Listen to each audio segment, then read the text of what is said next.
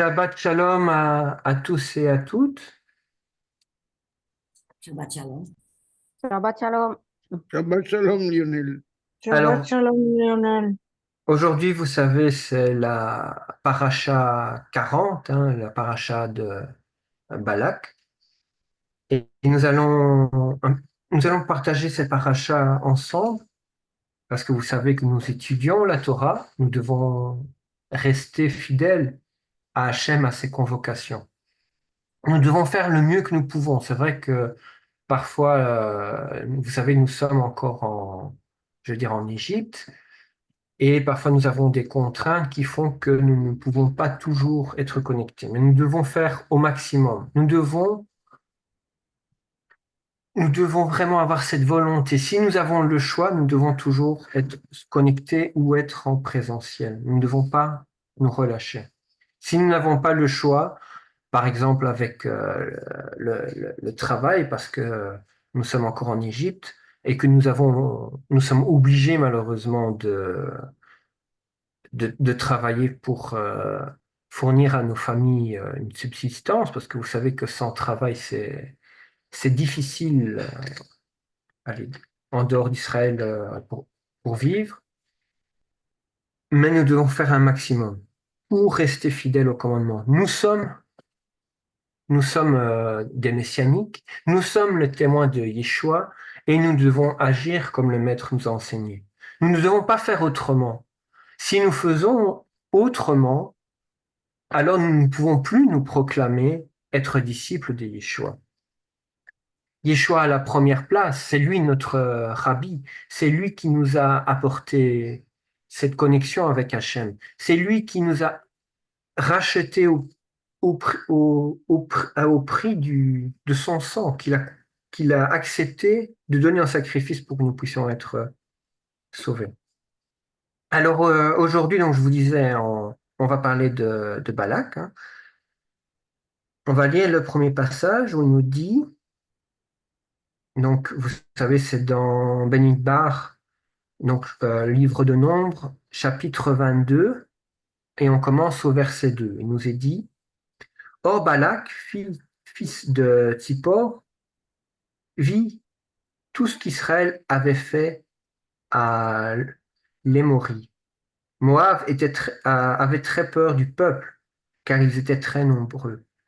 Moab était rempli de terreur à cause du peuple d'Israël. Et Moab dit au chef de Midian, cette horde va dévorer tout ce qui est autour de nous, comme un bœuf dévore l'herbe des champs. En ce temps-là, Balak, fils de Tsippor, était roi de Moab. Il envoyait des messagers à Bilam, fils de Béor, et à Pétor, au bord du fleuve Éphrate, dans son pays natal, pour lui dire, Voici un peuple est sorti d'Égypte, s'est répandu dans tout le pays et s'est installé à côté de moi.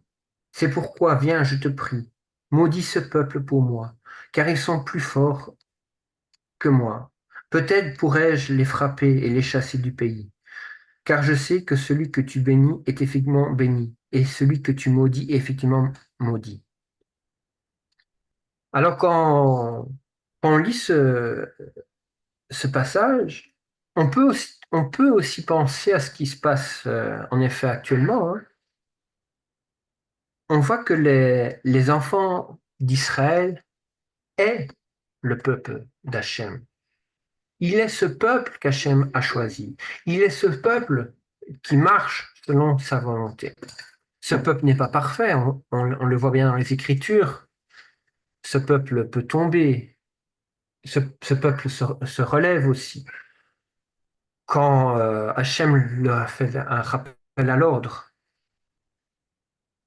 Mais on voit que principalement ce peuple marche selon la volonté de Dieu. Et c'est pour cela que Hachem n'autorise pas même qu'on maudit ce peuple.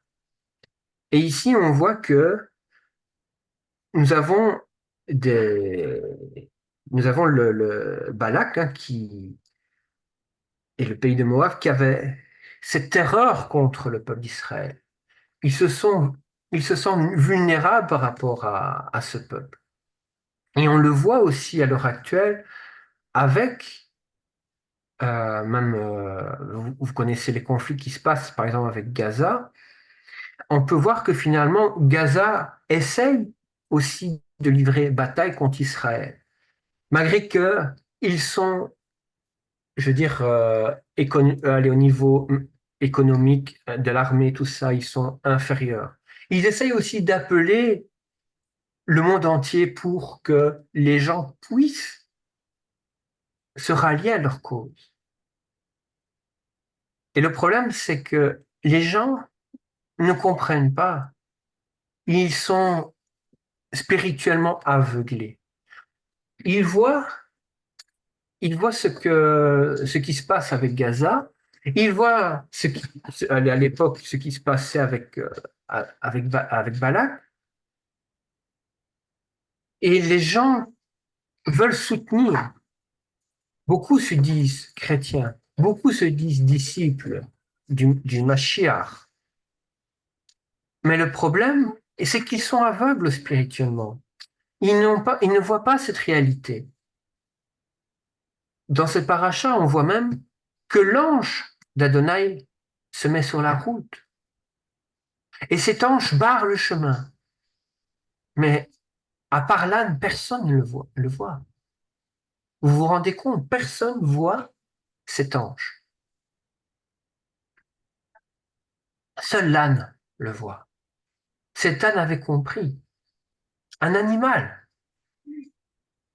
Donc Hachem se sert de qui il veut, de ce qu'il veut pour communiquer son message. C'est pour cela aussi on doit être attentif à tout ce qu'il y a autour de nous.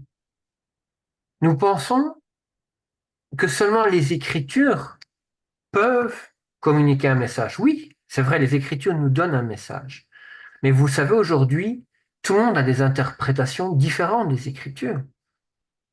Certains nous disent que euh, certains nous disent que nous devons laisser la loi dans la poubelle, que ce n'est plus pour nous, qu'après la résurrection de Yeshua, nous ne sommes plus soumis à la Torah, que nous avons été graciés. Et pourtant, ils ont les mêmes écritures que nous. Parfois, ces gens-là se proclament d'Hachem et ont une foi forte, ils prient de tout leur cœur. Mais est-ce qu'Hachem agrée cela? Non, ils sont aveuglés.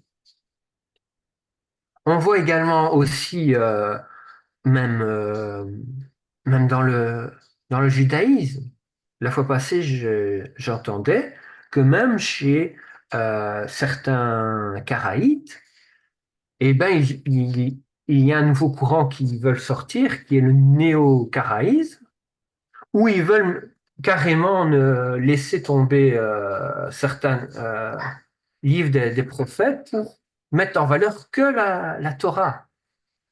Parce qu'il y a eu un débat sur certaines fêtes, comment dire, certaines pratiques de jeûne qu'on retrouve que dans les prophètes, mais pas dans la Torah. Et du coup, certains disent, ah, comme ce n'est pas dans la Torah, c'est l'idolâtrie, nous devons laisser tomber. Pensez-vous que le prophète donne un message d'idolâtrie? C'est aussi un aveuglement spirituel. Oui, il est vrai qu'il y a des traditions d'hommes, mais les traditions d'hommes, nous ne devons pas oublier si elles n'animent pas la Torah. Nous pouvons les suivre. Il y a certaines traditions même qui va nous permettre qui va nous donner même cette joie de pratiquer la Torah. Vous comprenez? Maintenant, c'est vrai que si c'est une tradition qui va à l'encontre de la Torah, là, nous devons jeter, mettre aux oubliettes. Mais si nous disions, nous laissons tomber le Mashiach, nous laissons tomber les prophètes, mais quel fondement avons-nous? Vous comprenez? Certains même vont utiliser même les Écritures pour nous dire que Dieu est un Dieu mauvais, méchant, qu'il demande le sang des enfants. J'ai lu ça cette semaine, j'ai entendu ça. Et que du coup, nous devons laisser tomber le Dieu des Écritures et nous devons chercher d'autres divinités. Certains vont nous dire, il y a une confusion aussi dans la Bible. Le serpent, c'est lui, le Dieu gentil. C'est lui qui a donné la connaissance euh, du bien et du mal. Que si nous l'avait pas eu, nous serons encore dans l'ignorance totale. Et du coup, le serpent qui est Satan, c'est lui, le Dieu que nous devons prier et adorer. Et Hachem est le mauvais Dieu. Et pourtant, ce sont les mêmes écritures. Parce qu'il y a cette ignorance spirituelle. Nous devons être connectés avec la Ruach. Nous devons utiliser les Écritures. Nous devons être connectés avec la Ruach HaKodesh.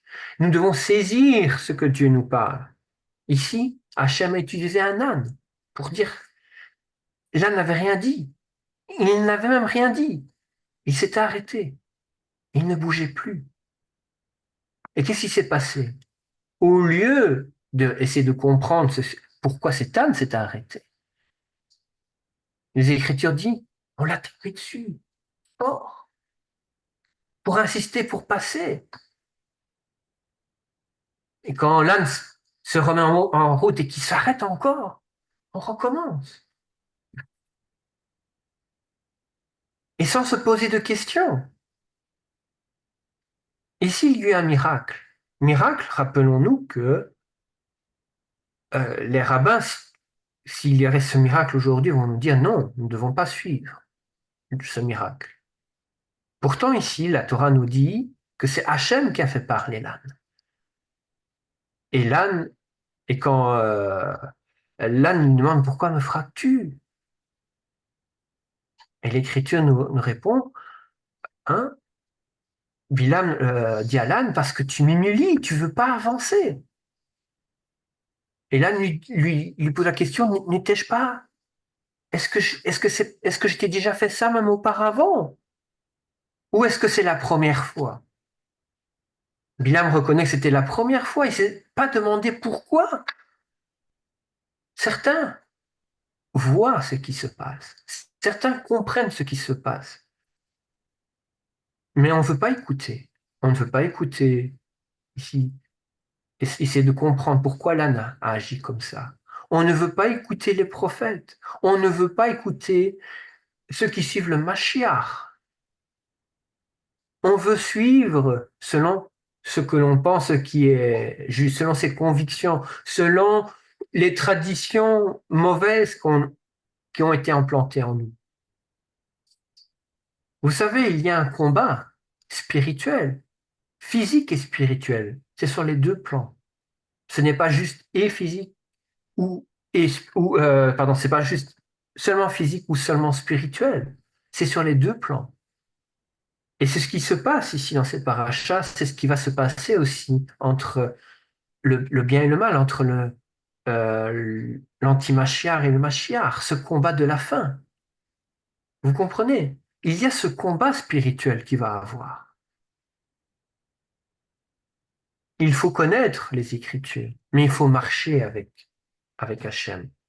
Nous devons avoir cette connaissance et nous devons rester fidèles. Nous devons rester attentifs. Nous devons être soumis à Hachem et pas soumis aux anciens. Les anciens qui sont dans les erreurs. Il y a des anciens qui sont dans la vérité. Parce que parfois nous pouvons dévier. Les anciens vont nous aider à revenir sur le bon chemin. Mais si les anciens d'une communauté sont complètement à côté, nous ne devons pas les suivre. C'est vrai que la parole nous dit que toute autorité vient de Dieu. Mais si l'autorité désobéit à Dieu, nous ne devons pas suivre l'autorité qui désobéit à Dieu. Nous devons rester corrects par rapport aux lois, aux ordres qui nous est donnés par rapport à la volonté d'Hachem. Maintenant, vous allez me dire, oui, par rapport aussi à la transgression du Shabbat par rapport au travail. C'est vrai que la Torah nous dit nous ne devons pas travailler à Shabbat. Mais la Torah nous dit aussi que nous devons vivre. Et nous sommes toujours en, comment je veux dire, en galoute. Nous ne sommes pas sur Eretz Israël, nous qui sommes connectés aujourd'hui. Nous sommes en galoute. Et nous sommes soumis sur les lois de ce monde. Nous devons faire un mieux pour, pour rester fidèles. Vous savez, ça m'arrive, ces derniers temps aussi, j'ai été malade. J'ai, j'ai dû une fois aussi travailler pendant Shabbat. Mais ça me fait mal au cœur. Vous comprenez? J'ai cette tristesse. Je ne peux pas être heureux de travailler à Shabbat. Vous comprenez? Et je prie pour que ça n'arrive plus. Je prie pour rester fidèle. Je prie de tout mon cœur pour pouvoir être juste devant lui. Et c'est pour ça aussi que nous avons tous besoin d'un Mashiach à un moment. Même le plus érudit, celui qui va pratiquer le mieux, un jour il risque de tomber. Un jour il peut mettre un pas de travers. Ce jour-là, il va tomber. Mais ce jour-là, Mashiach va le relever.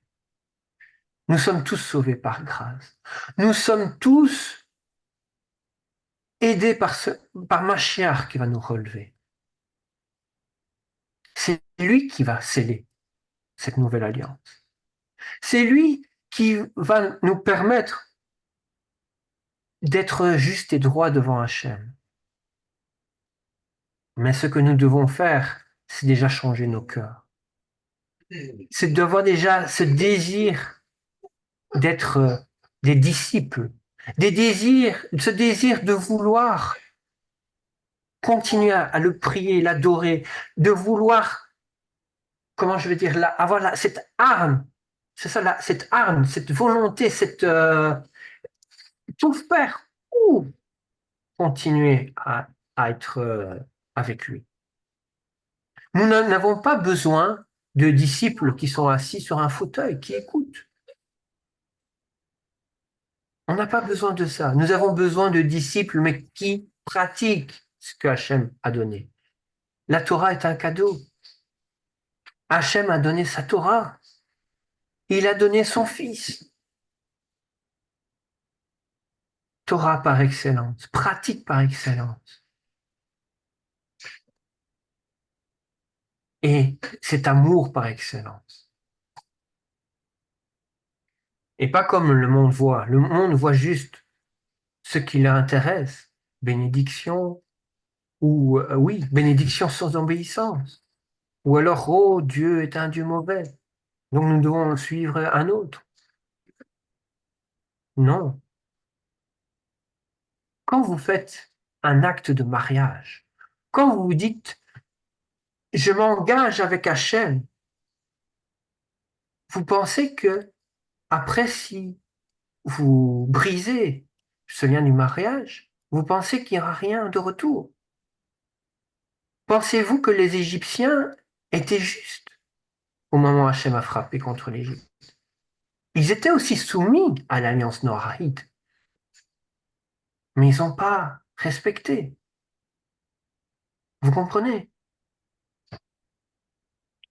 Les autres nations aussi, qu'Hachem a, a livrées dans les mains d'Israël, on le voit dans les Écritures, n'étaient n'étaient plus sous cette alliance. Ils avaient fauté. Et vous pensez que quand nous fautons, dans un mariage, vous pensez que si vous partez au café tous les soirs, que vous ne faites pas les courses, vous n'êtes pas votre épouse, si vous ne faites rien, et que vous ramenez une maîtresse à la maison, que votre épouse va rester bras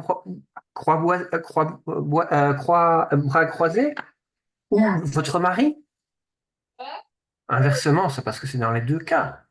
Vous risquez d'en recevoir. Et c'est ce qui se passe. Quand on dit Dieu est un Dieu méchant, mais parce que le monde a fait que Hachem a dû se montrer comme père sévère, un père qui corrige. Mais Dieu a aussi montrer qu'il est un Père aimant. C'est pour ça qu'il a donné son Fils parfait, unique, pour que nous puissions être rachetés. Il nous donne ce privilège, même si nous sommes des gangsters, des voleurs, des tueurs, des menteurs professionnels, des cambrioleurs professionnels ou des assassins professionnels ou tout ce que vous voulez, mais il nous donne euh, cette chance de revenir à lui. Mais nous devons changer nos cœurs. Et si nous n'y arrivons pas, prions pour qu'il change notre cœur. C'est Machiar qui va circoncire notre cœur. Mais nous devons avoir cette arme de le suivre. Même si nous ne sommes pas parfaits dans notre pratique, ce n'est pas grave. Mais nous devons avoir ce cœur, cette envie de le faire. C'est ça même que l'apôtre Shaoul, l'apôtre Paul nous dit. Il nous dit, mon esprit veut le faire, mais le corps fait autre chose. Si déjà l'esprit va le faire, vous allez voir un jour, le corps sera soumis à l'esprit. Mais il faut que cet esprit, ce cœur, puisse déjà avoir cette volonté d'y arriver. Si le cœur ou l'esprit n'a pas cette volonté, ça ne sert à rien de rester assis à écouter. Parce que dans 10 ans, vous serez dans le même niveau. Dans 10 ans, vous serez toujours sur la même chaise. Vous comprenez? Mais je reviens, il faut rester attentif à ce que Hachem veut. Comprendre quelle est sa volonté. Comprendre comment pratiquer sa Torah. Écouter les signes qu'il envoie. Et nous devons interpréter ces signes par rapport à la Ruach HaKodesh et par rapport aux Écritures. Ça va de pair. Certains vont nous dire oui, on a juste l'esprit va nous dire si ça vient de Dieu ou pas. Mais le problème, c'est que Satan aussi a un mauvais esprit qui se balade. Je veux dire, il y a cette trinité diabolique qui existe, avec aussi un mauvais esprit. Vous comprenez? Et donc, nous devons discerner les esprits à l'aide des Écritures pour savoir si ça vient de Dieu ou pas. Parce que même Satan se déguise en ange de lumière. Et il connaît plus que nous tous réunis même de la Torah. Et c'est pour ça même que l'anti-Mashiach va connaître énormément la Torah, même plus que nous tous ici aujourd'hui. Et c'est pour cela que beaucoup vont être trompés, car beaucoup ont ses yeux fermés. Nous devons avoir ces yeux spirituels qui s'ouvrent, comme Bilam a eu un moment. Hachem lui a ouvert les yeux.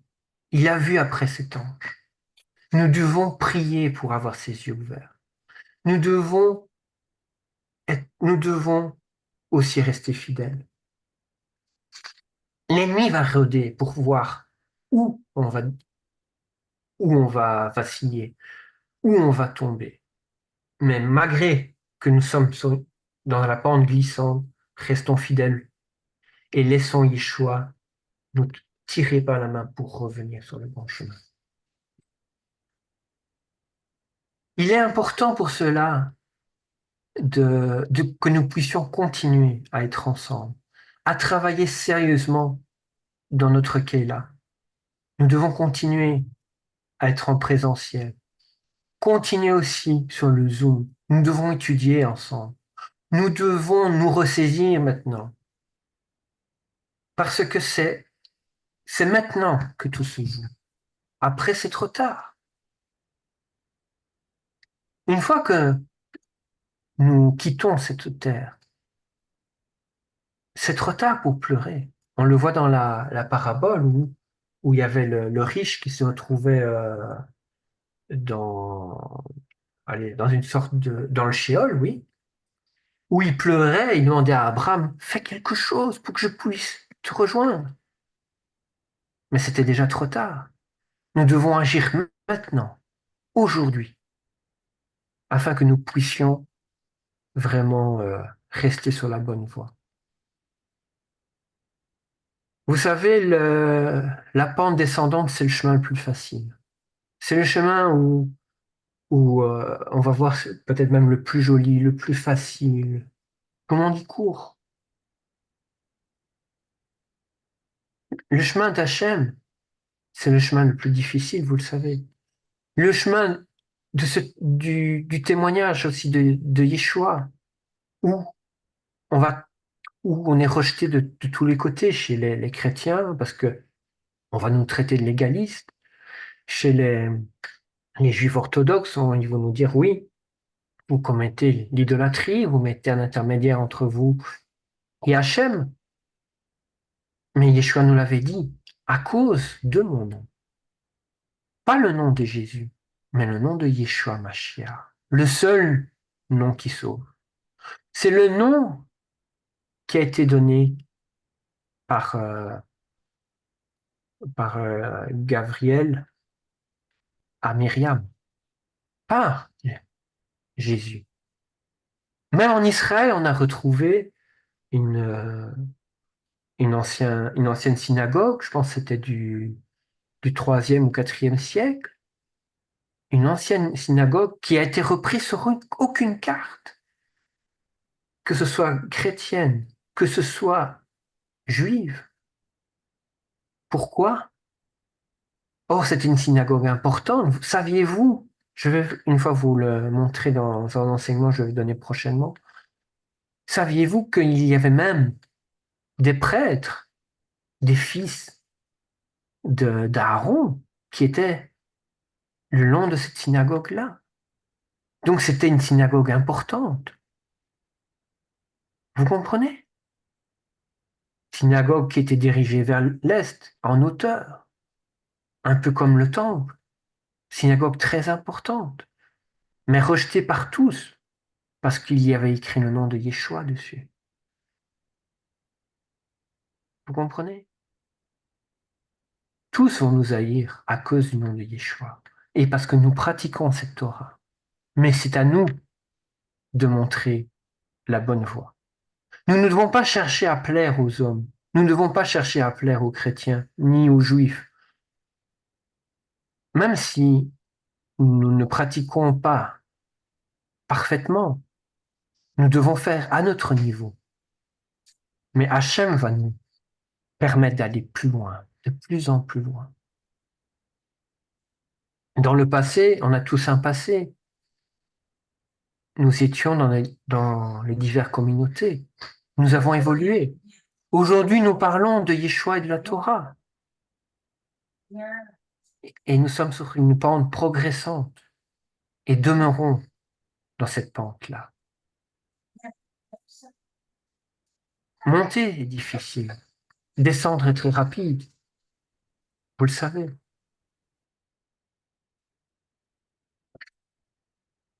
Alors aujourd'hui, avec cette paracha, où Balak demande que Israël puisse être maudit par, Bilam, nous voyons qu'Hachem n'a pas autorisé cela.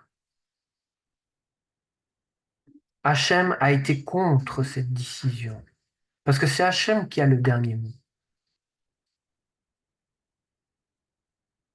Et nous devons soutenir Israël dans toutes circonstances.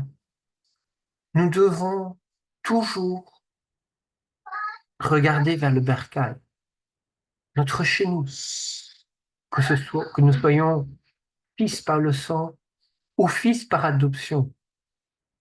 Mais un fils par adoption doit pratiquer la Torah.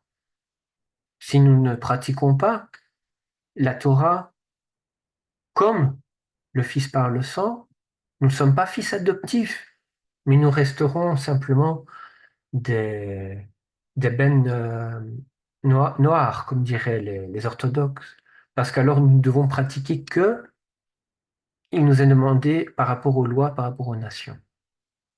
Mais nous, enfants de sang ou d'adoption, nous devons aller plus loin. Nous devons être un modèle. Nous devons propager ce message dans le monde entier. Comme le roué nous a montré l'exemple. Il est parti en Sicile, à Madagascar, en Côte d'Ivoire. Et aujourd'hui, on voit les fruits qui se fait. Et personnellement, je vais aussi bientôt partir en vacances au Congo. J'ai vu qu'il y aurait des communautés messianiques là-bas. Je vais m'y rendre si Hachem le permet pour parler de Yeshua.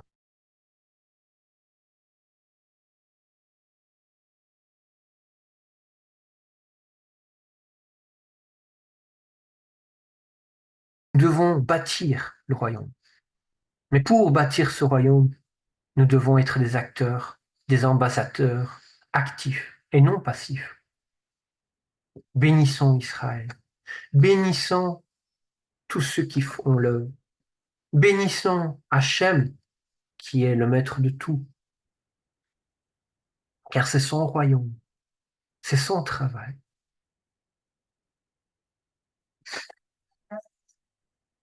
Voilà. Je vais m'arrêter là aujourd'hui parce que je vous ai dit ce qu'Hachem m'a mis sur le cœur de vous parler aujourd'hui. Et je pense que c'est suffisant. Je pense que vous avez compris ce qu'il faut faire maintenant. La clé est entre vos mains. Le chemin est entre vos mains. Continuez à agir et demeurez ferme. Ne vous laissez pas distraire, car nous sommes vite distraits par les choses de ce monde, même parfois par la famille, les amis, par l'entourage, des connaissances. Restons fermes. Que ce ne soit pas eux qui nous attirent, mais que soyons nous qui nous attirons. Voilà.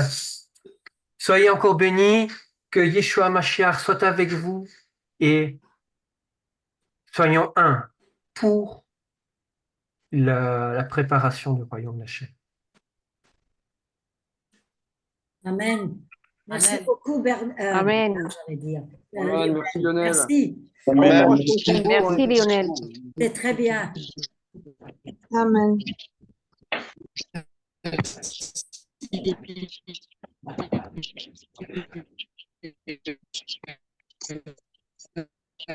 Il y a quelqu'un qui parle, mais la connexion n'est pas stable.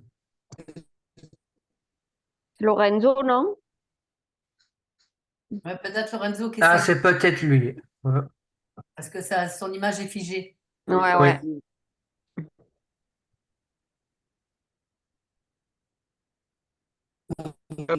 Jean, Oui, À toi oui, aussi, c'est lui il y a un problème. c'est lui qui a la connexion. Ouais.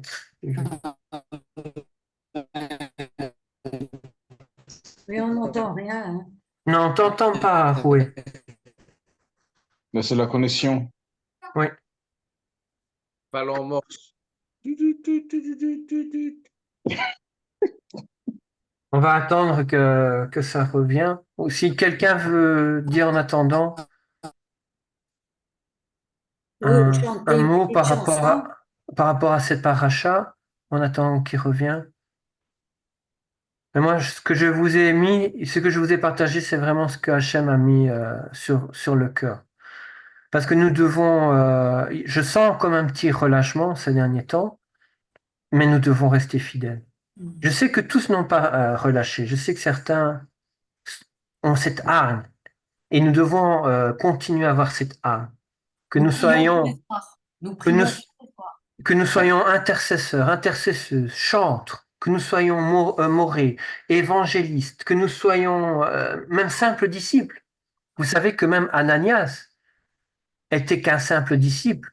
Mais si il était endormi, inactif, eh ben, l'apôtre Shaoul, l'apôtre Paul, n'aurait pas eu ses yeux ouverts parce qu'Hachem l'avait dit, va, prie pour lui, ouvre-lui ses yeux. Vous comprenez? Donc nous devons tous, à notre niveau, nous devons continuer. Moi, ce que je vois, Lionel, dans cette paracha, c'est Amen. Bilam. Oui. Bilam et même Balak, hein, les deux là. Tu vois qu'ils savent quand même que Dieu, il est là, tu vois. Par Oui, rapport oui. au monde actuel, que les rois, maintenant, tu leur parles du Seigneur, ils vont te dire, ouais, mais il n'y a pas Dieu, il n'y a pas. Voilà.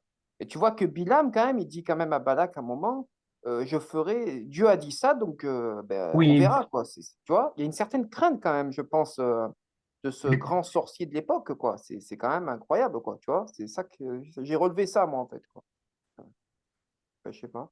c'est vrai, il y a une certaine connaissance parfois au niveau des sorciers. C'est grave ce que je vais vous dire, que parfois même les sorciers savent même plus que ceux qui se disent disciples. Vous comprenez? Et Oui, tu vois que c'est pas maintenant, tout ce qui est étonnant. voyant et compagnie, ils rejettent totalement l'existence de Dieu, même la plupart, hein. Et lui, ben non, il rejette pas l'existence de Dieu. Et Oui. même Balak qui dit à un moment, va sur cette montagne, on verra si Adonai fera, etc. Moi, ça m'a fait un petit peu rire aussi parce que tu vois que le roi, il s'énerve tout seul après, quoi. Il voit que Oui, c'est Adonai qui a le dernier mot, alors que maintenant, le roi, il niera l'existence de Dieu totalement. Et la plupart des gens, maintenant, même tout ce qui est guérison, tout ça, ils vont dire que c'est les médecins, etc. Il y a plus d'existence de Dieu pour eux. On est pire que dans le monde d'avant, quoi. C'est mais vraiment il l'athéisme, y a quoi. ce projet de l'ennemi d'enlever cette connaissance de Dieu. Si l'ennemi n'arrive pas à récupérer, il va dire autant alors que pour eux, que ni moi ni Dieu existent, et pour lui, Mhm. ça fait son affaire. C'est ça, c'est ça. En Mm. tout cas, merci pour la paracha, Lionel. C'était très, Oui, très édifiant. merci. Oui, merci pour la parole, Lionel. Et une chose qui se dégage de tout ça, c'est que les bénédictions et les malédictions appartiennent à Dieu, il n'y a personne d'autre. Exactement. Je veux dire par là qu'on pourrait remettre ça avec la parole qui a été dite à Abraham. euh, Ceux qui te béniront, je les bénirai, et ceux qui te maudiront, je les maudirai. Et Mhm. Abraham va faire en sorte de s'approprier les paroles de Dieu, parce que bon, c'est un grand sorcier, comme on l'a dit. Ici en Europe, le pouvoir de Satan, c'est justement de nous faire oublier que Dieu existe. Mais en Afrique, par exemple, mes frères africains attesteront ce que je dis, en Afrique, eh bien, il y a des puissances occultes, quelque chose d'incroyable. Nous n'y croyons pas, donc nous ne sommes presque pas impactés, mais les Africains y croient parce que, bon, elles existent, ces forces-là. Mm. Donc, il ne faut pas négliger non plus le côté obscur des choses qui existent, qui Ben, sont là.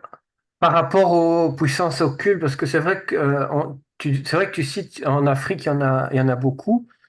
Mais il faut savoir que ça existe aussi en Europe, mais la seule chose, c'est que c'est plus caché, je veux dire. On va dire, l'occultiste, ils veulent se cacher, tandis qu'en Afrique, ils le font peut-être plus de façon visible, mais c'est pas pour cela que ça n'existe pas en Europe.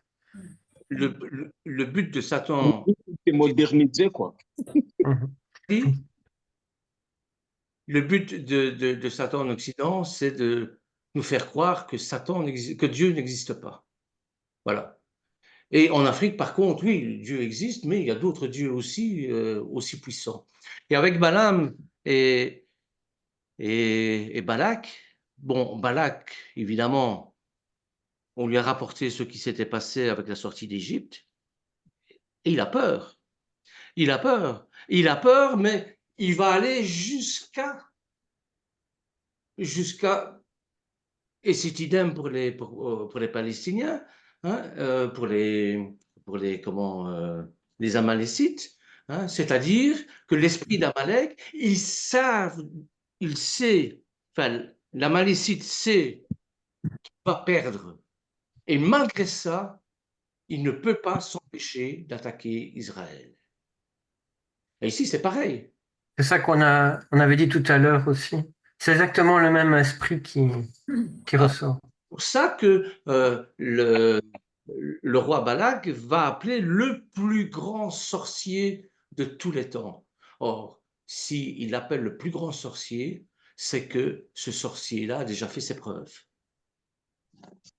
Et on va voir ça à travers toutes les autres parachutes, évidemment. Hein. Comment détruire le peuple d'Israël? La question est celle-là. Comment on va les détruire? Ben, en leur mettant des mauvais sorts, mais l'Éternel va faire en sorte que la malédiction va se transformer en bénédiction. Et parfois, on a ça ici parmi nous. Hein. on a envie de dire du mal des gens, et au plus on dit du mal, au plus ça fonctionne en bien. Je ne sais pas si vous avez déjà vu ça, mais moi, je l'ai expérimenté. Hein, il y avait quelqu'un comme ça qui disait du mal, soi-disant du mal, mais bon, les choses contraires à la bonne moralité, eh bien, ces choses contraires à la bonne moralité se sont changées. Les gens ont compris autre chose, en mieux. Il était furieux, évidemment. Bon, c'était pas le truc escompté. Donc, oui, la bénédiction comme la malédiction appartiennent à l'Éternel. Et Amen. prendre les paroles magiques, hein, les paroles de l'Éternel et en faire des paroles magiques, ça ne fonctionnera pas. Ça va se retourner contre vous, ça oui, ça certainement. Hein. Et alors, bon, on est bien malin, hein, le grand Balaam devant le monde entier, qui se fait ridiculiser par un âne. Est-ce que vous vous rendez compte? Un animal. C'est comme si, bon, votre chien se met à faire des trucs pour vous ridiculiser. Mais ça, c'est l'œuvre de Dieu, ça, évidemment. Donc voilà un petit peu, moi, comment j'ai vécu cette paracha avec le peuple d'Israël, évidemment, avec tous ces Occidentaux qui, de bonne foi, je répète, de bonne foi, hein, appartiennent à Yeshua, mais Dieu est amour, hein, ayons la paix, et à quel prix? On désire tellement cette paix que, pour finir, on va soutenir un peuple qui veut la destruction d'Israël. C'est incompréhensible. Ça fait partie de l'aveuglement spirituel, ça, Bernard. Voilà. Est-ce que notre... Il est là, Lorenzo, il est Il là. est revenu. Oui, je ne sais pas qu'est-ce qui se passe. Vous m'entendez? Oui, on t'entend, vas-y, on t'écoute. Ah, c'est le réseau, c'est ça. Merci. J'ai dû quand même, j'ai su écouter tout ce que Lionel a dit, et merci Hachem, et aussi une petite partie de Bernard. Merci beaucoup. Comment je perçois cette paracha? Alors, cette paracha, d'ailleurs, j'en avais parlé dans la semaine, hein, ça nous fait rappeler, d'ailleurs, dans le 6 et 17 juillet, c'est-à-dire c'est dans la semaine, on a eu cette paracha. Quel est justement le mauvais souvenir du peuple juif? C'est la rafle. C'est la rafle. Et cette rafle qui s'est passée justement, on appelle ça la rafle du Vélidiv. C'est-à-dire, et c'était la plus grande arrestation massive des Juifs qui était réalisée en France pendant la Deuxième Guerre mondiale à Paris. Oui, c'est justement ça. Et d'abord, dans cette rafle, ont participé 9000 policiers et gendarmes français. Alors, que devons-nous dire? Dans cette triste histoire du Veldiv, tout comme celle de... Parce qu'il faut dire que cette paracha, il est en parallèle avec la paracha de Korach. Hein, parce qu'on a toujours tendance de détruire le peuple juif. C'est-à-dire que personne n'est à l'abri. Et vraiment, comme Dieu il nous garde, nous pouvons dire merci Seigneur, parce que de plus en plus, vraiment, ça me rappelle les paroles de Lionel. Gardons la Torah, gardons notre Seigneur, allons de l'avant, parce que c'est très important de nous vivre un temps, vraiment, un temps de transition, un temps vraiment de ne pas cesser de prier pour Israël et de rester à côté, parce que des temps mauvais peuvent aussi arriver. Et ils sont devant notre porte. Le Seigneur nous garde et nous protège, vraiment. Et si Dieu a fait parler justement Anan comme pour ridiculiser justement le monsieur Balak, là, Dieu sait comment faire les choses. Voilà, c'est ce que je vois aussi, que aussi Bilam, hein, Et dans cette paracha que l'on parle vraiment que l'Esprit de Dieu était sur Balaam, c'est-à-dire pour parler, pour pas Il y a encore des maudire, coupures. mais pour bénir Oui. Israël. On ne peut pas maudire ce que lui, il a béni. L'Esprit était sur lui, il n'était pas béni. Oui, vous m'attendez? Oui, Non, il y a eu des coupures. Il y a une coupure, maintenant on t'entend de Vous nouveau. m'attendez? Ah, c'est... Ouais, c'est... Ben, ok. Mais est-ce que tu Ce sera la as semaine relevé prochaine un en point important? présentiel. Tu disais Oui, qu'il faut faire attention, Ah, l'esprit ok, n'était pas c'est en le problème. lui, mais Je voulais sur dire lui. justement, si l'Esprit de Dieu était sur... Oui, Mais maintenant, il est tout à fait parti. sur lui, c'est-à-dire, Dieu il peut se servir de ce qu'il lui veut. Il s'est servi de Balaam, mais il se sert de ce qu'il lui veut. Il s'est servi même d'un magicien.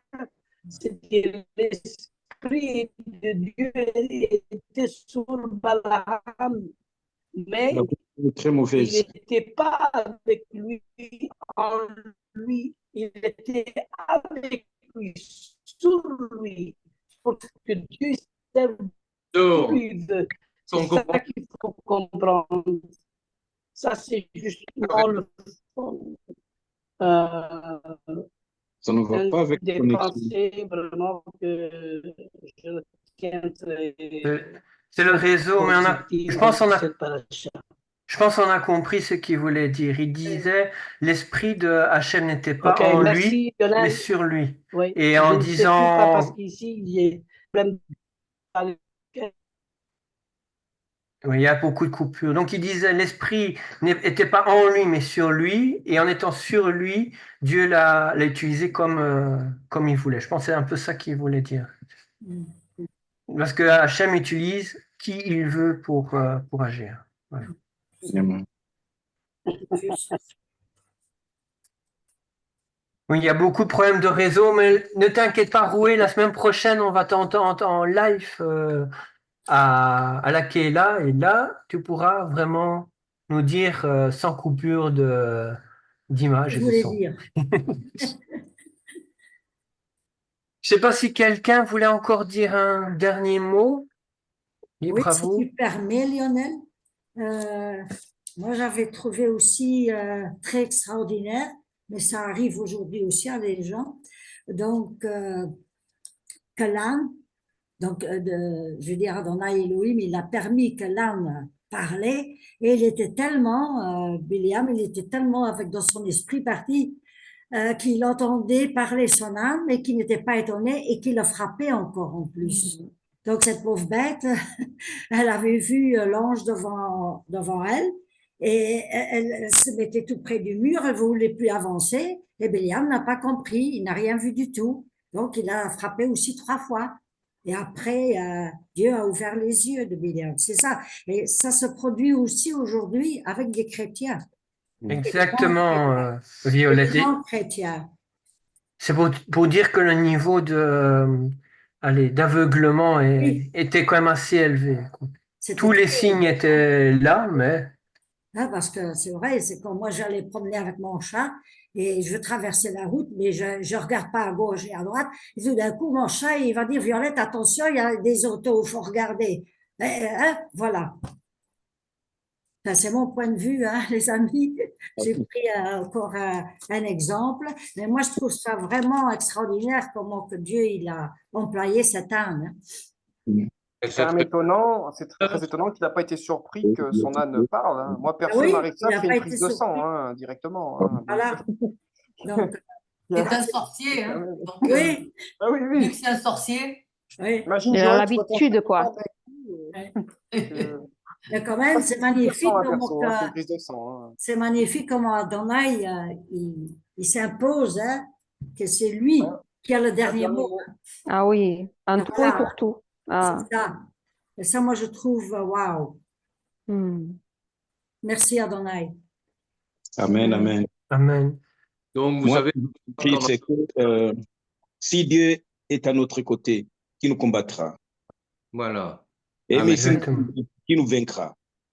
Personne. Amen. Je ne dirai pas beaucoup. Non, Amen. mais c'est juste. Confiance en lui.